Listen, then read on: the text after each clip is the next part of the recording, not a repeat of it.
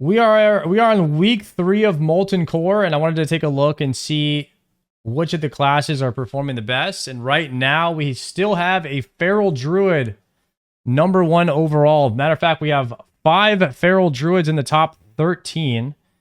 And it's looking like Hunters are slowly starting to fall. And I'm not 100% sure. I don't think WoW Logs has taken the pad off of any of these fights. So this is with a lot of Hunter splash damage hitting the ads on a lot of fights where people decide to just sort of focus the boss. And I really just think that Hunters are actually not as good as they show on the WoW Logs. And I want to take a look at the statistics to see over the range of 1 week in the 95th percentile. And yes, Hunters are no longer on top. Assassination Rogues have passed them.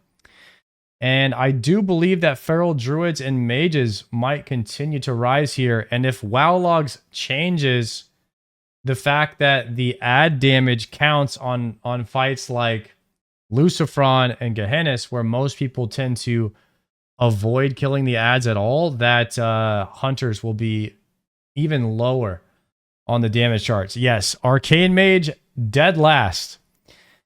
That's because Arcane Mage is meant to be a healer in Season of Discovery, and Sub Rogue is purely a PvP thing. BM Hunters, that is a leveling spec.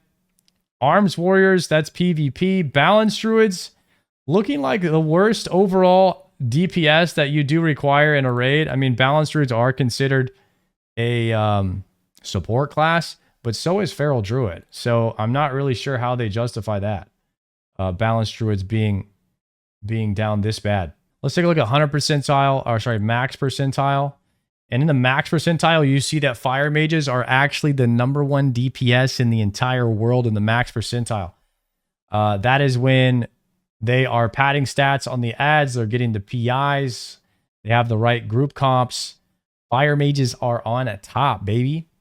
That is what I like to see. So next week, I am going to try to be going for a rank 1 DPS in the world. Today is Monday, yeah, so that'll be tomorrow. We'll take a look and see at what the Fire Mages are using for the trinkets right now. Briarwood Reed and Drac Emblem looking pretty popular, and Zip uses Toep. I personally haven't gotten a Toep yet, and I really hope that I get one this week. Delinquents is using a Toep as well. So super jealous of that. Let's just go ahead and look on the logs to see on the Lucifron. So here's how much damage that these guys are doing to the ads on Lucifron. This Hunter is doing 740 DPS to the ads. So it looks like they're just tanking them on top of the boss in order to get higher DPS numbers. So I'm going to have to ask my raid leader if he can tank all of the ads on top of the boss so that we can get more damage tomorrow in the raid to see if I can get #1 DPS in the world. That is awful. Hopefully WoW Logs decides to maybe take that out, because I'm not a huge fan of on these bosses where you can just clearly nuke the main target. I mean, that should probably just be a single target thing, but I mean, if they're gonna force us to cleave the ads to do more damage, if that's the mini game that you like to play, is to do a bunch of damage, then the tanks are gonna have to tank the bosses on top of all the other ads so that we can cleave.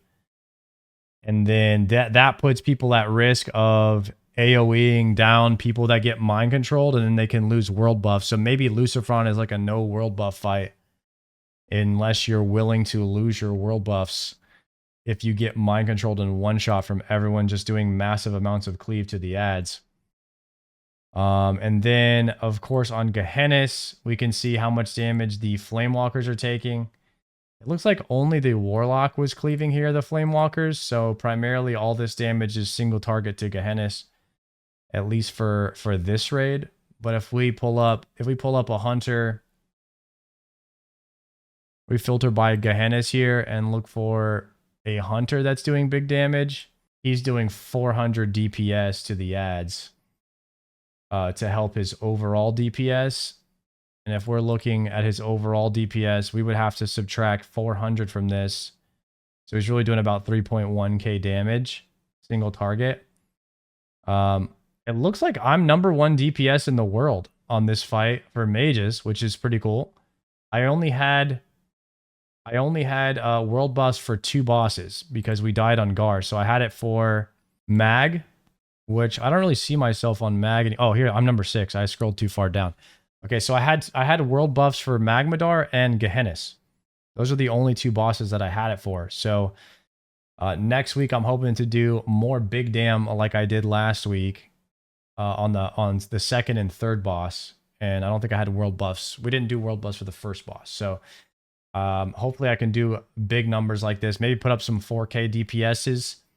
If we can get the boss fights down to like 35 seconds, I think I can do around 5.5 to 6K DPS on some boss fights. Let's put it on Lucifron. Are they padding? He's not actually padding on the ads. He's doing single target damage on Lucifron. On Gehennis, he's doing single target damage as well. So the number 1 DPS in the world is actually not padding onto the ads for most of these fights from what I can see. He's actually just cranking single target damage, which is really, really impressive. Is anybody breaking the game in week 3? Let's take a look at the highest DPS for the Major Domo, the 6 target cleave. It looks like one Warlock is doing 1,000 DPS more than number 2. He's using TOEP, so he's probably using TOEP to snap and TOEP and PI to snapshot his corruptions, and then just launching shadow bolts to maintain corruption on the 6 targets. Pretty easy. And he's using the Felguard to do some cleave damage as well. I noticed that a lot of Warlocks were doing that to get extra damage, and he does have a Destro in the raid, probably helping him. Probably putting on a Curse of Wreck on every target, or Curse of Agony on every target, or Curse of Shadow on every target to try and help out his DPS a bunch. He has like a support Warlock to help him there. Actually, he doesn't have a Boomkin in his group though, which is kind of surprising. He's able to do that much damage without a Boomkin 3% crit, which is really nice. Let's check out top DPS for Rag in the world is... Wow, Rogues. I didn't actually expect that top DPS would be a melee on Rag, since they have to run out a lot, and then there's a bunch of AoE damage in the transition. So that's definitely different. That's unique. Wow, Rogues just have that much damage that they're able to just pump even when they have to run in and out. Maybe they're just stacking fire res and they're not even running in and out, and they're just RNGing it. That could be pretty much what they're doing, I think. Yeah, I think some of them just don't even run out. There's a priest macro you can get, 1 priest to spam for the mind control dispel, and it's not a problem. Oh, okay. Target enemy player. So apparently there's some tech on Lucifron where priest can do a / target enemy player macro, and they can just dispel the target enemy player that gets mind controlled, and it'll just target him right away. That's actually really smart. I did not think of doing that. Okay, so that's pretty much all I wanted to look at for the DPS rankings. We can actually look at healer rankings really fast to see how the healing is stacking up. Looks like primarily HPALs are dominating, but there is a solid mix with Mage and Resto Shaman being the least represented in healing throughput. Looks like Priest is second and Resto Druid is third for healing throughput in the raids. But Paladin is just insanely good for healing throughput right now. They're just absolutely cranking. The macros right here. It's / target enemy player, space cast dispel magic, and then space target last target, I guess. That's what Goon is putting into the chat here. He says that's what the macro is for dispelling people on Lucifron, which I'll probably bind that on my Paladin as well, so that I can help out even when I'm tanking. And that'll be nice. Let's check out the statistics one more time for 95th percentile over a range of 1 day. It's looking like hunters are over the course of a day, but over the course of a week, it's the assassin rogues that are really showing out in the overall standing.